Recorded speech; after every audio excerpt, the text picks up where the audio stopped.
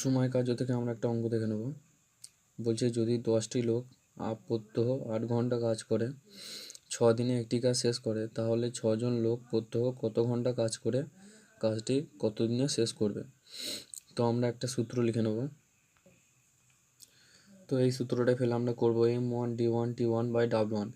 M1 হচ্ছে গিয়ে মানে যেটা আমাদের লোক বলে দেবে সেটা, এবং D হচ্ছে কি দিন সংখ্যা, এবং T হচ্ছে কি টাইম, এবং W হচ্ছে কি ওয়ার্ক। সেরকম M2D2T2W2 সেমই।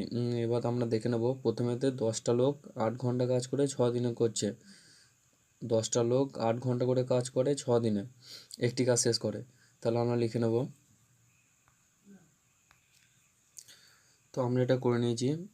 M1 আমাদেরকে 10 বলে দিয়েছে, তারপরে দিন সংখ্যাটা 6 এবং আর টাইমটা বলে দিয়েছে এক মানে হচ্ছে গিয়ে, আর কাজ সংখ্যা হচ্ছে গিয়ে 1 বলে দিয়েছে। এরকমই এখান থেকে ছজন লোক আর D2 আমাদের বার করতে বলেছে, এবং 5 ঘন্টা কাজ করে একদিনে। তো এটা আমাদের কাটাকাটি করলেই এবার অ্যান্সারটা চলে আসবে। তো আমরা করি। তো আমরা এদিকে 6 আছে আর এদিকে 6 আছে, তো 6 কেটে দেবো, এবং 5 আছে আর এদিকে 10 আছে, তার জন্য 5 দুগুণে 10 করে দেবো। তেমন হচ্ছে কি D2 সমান 16 আসবে। এখানে আমাদের অপশান নম্বর বি আছে 16, তাই বি অ্যান্সার হবে।